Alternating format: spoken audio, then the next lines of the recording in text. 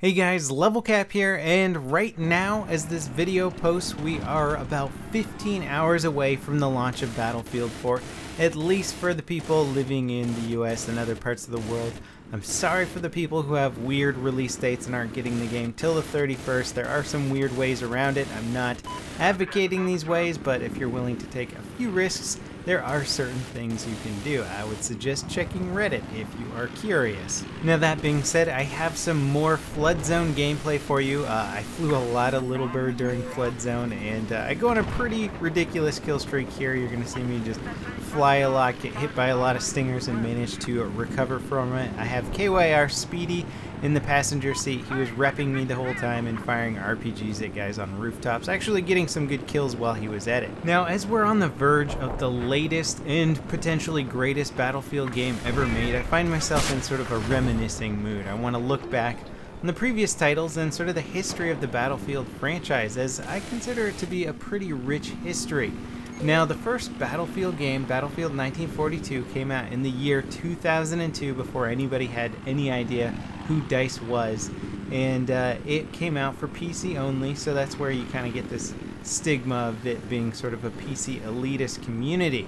But I think that's going to really change with this title. I've played the next-gen consoles, and although I can't tell you too much about it, I can tell you that on release day tomorrow, we're going to have some exclusive next-gen footage from me of the Xbox One, and then shortly after that you're going to get some PS4 multiplayer gameplay.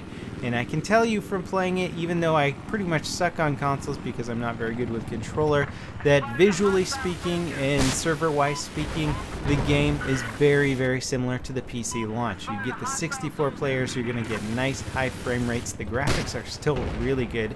In fact, a lot of the people I was playing with were having trouble differentiating the graphics on console versus PC.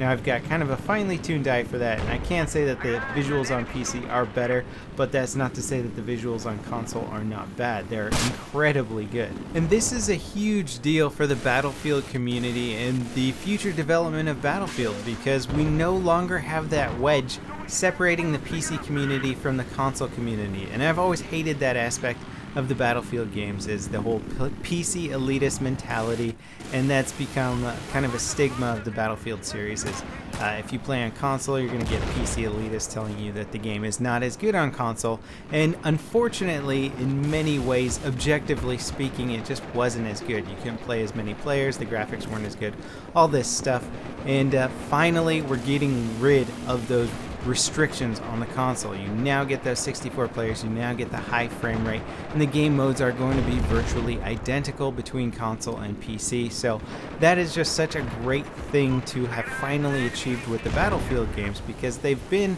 pretty complex. They've required in-depth physics engines, and having 64 players requires some serious processing power. And the next-gen consoles are going to have octa-cores, and they should be able to handle those 64-player games with no problem. It's been only a few days, over 2 years, since Battlefield 3 was launched on October 25th, 2011, and we're getting Battlefield 4 on October 29th, 2013. And it's been a huge build-up. You know, 2 years is a long time to wait, but we have had a lot of extremely good expansions, not to mention the replayability of Battlefield 3 and the longevity of the multiplayer servers is kind of unprecedented. There's not a lot of games that can really boast about their server populations 2 years after launch, and I gotta say, Battlefield 3 server populations are still going strong. Now obviously the BF4 launch is going to probably cripple most of those servers. I'm sure there will still be a lot of BF3 players after the BF4 launch, but having a 2-year downtime in between titles means that each title has to be good. You can't have a bad title and then just say, oh, well, we'll fix everything with the next one. You gotta put in your time, you gotta make sure the game is up and running to spec, you gotta make sure it's balanced, you gotta make sure you're not upsetting the player base with any sort of ridiculous additions to the game. And I gotta say, BF4 is spot on. The devs really did their job.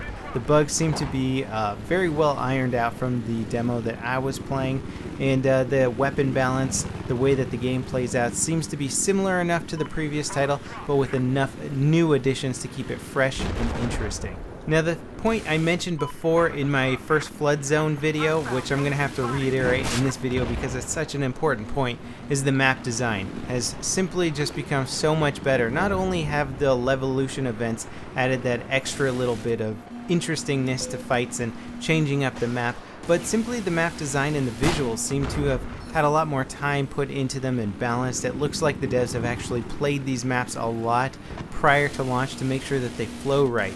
And it is true, Battlefield 4 does have limited destruction. You can't just blow up every single building. Now that we're playing in larger cities that have skyscrapers and 30 stories, it would simply be too much of a computing feat to be able to destroy every single giant building or blow out the walls on every single tall skyscraper. So we are going to be limited in some respects like that. On the other hand, we are going to maintain a good flow and balance to the map. Whereas in games like Bad Company 2, where you could take down every single building in a city, by the end of a round sometimes you would have no alleyways or pathing. It would simply just be a flat city of ruins. So it kind of destroyed some of the flow of the gameplay when you were able to destroy everything. So there's pros and cons to a full destruction system and a partial destruction system, and I really think Battlefield 4 is finding the perfect balance between those. A welcome addition to the Battlefield 4 series is the new variety of rocket launchers. Now Bad Company 2 had a nice variety of rocket launchers. Battlefield 3 had a pretty limited variety. You had the RPG Small, which is pretty much one and the same. You had Stingers and Iglas, again one and the same, and then you had the Javelin. So essentially you only had 3 different kinds of rocket launchers: a dumbfire, a lock-on air, and then a lock-on ground, which could also lock on air if something was laser targeted. Now you have a massive variety of weapons that are dumbfire. You have multiple dumbfire rockets. You have wire-guided rockets, which don't require lock-on and are highly skill-based. Then you have your standard ground-to-air lock-ons. You have your standard ground-to-ground lock-ons. You have different laser targeting systems that are going to be more readily available and easier to use. There's even a pickup-only rocket launcher, and this is really important not just because it makes the engineer class more interesting and more useful, but because there needs to be more tools, more weaponry to fight vehicles in Battlefield, and I think we're finally getting that. So vehicles, once people become familiar with all the different kinds of rocket launchers, vehicles are just not going to have the same sort of advantage that they have had in Battlefield 3. The large variety of grenade types now is going to play a very big role in how you essentially approach buildings, clear buildings, and take out your enemies. Do you want to throw a grenade into a room and try and get a kill with it? Do you want to throw a flashbang in there and guaranteed blind everybody but not necessarily guarantee that you're going to kill them if you run in there? Do you want to throw an incendiary round in there and basically take that room off limits for a while, force everybody to have to run out of there, and also obstruct vision? So you have a lot of new options, and any class can equip any grenade, so that's kind of an exciting addition. There's also some wildcards that we're really just going to have to see how they play out once the game is launched. Remote mortars could be incredibly overpowered in the right situations, and I'm not sure how that's going to work out. The attack boats are incredibly powerful vehicles, especially if you have 4 guys on them and 1 guy repping with 2 guys on miniguns. I mean, there's just so many options you have with those vehicles. The Little Birds have become so much more lethal, giving their passengers full range to fire rockets, lock on rockets, and deal with infantry on the ground. So you just really have a lot of variables in there that we've never really seen in Battlefield games before, and I can't wait to see how they're going to play out, and I actually look forward to the balancing process and sort of figuring out what works and what doesn't work. Either way, we're all going to get to see firsthand what's going on very shortly, and I can't wait to see this for myself. If you guys want to stay tuned to my channel, you're going to get some cool info on weapon stats, balancing, map strategies, vehicle strategies. All that stuff is coming on my channel very soon. So thanks for watching, guys, and I'll see you next time. This is LevelCap signing off.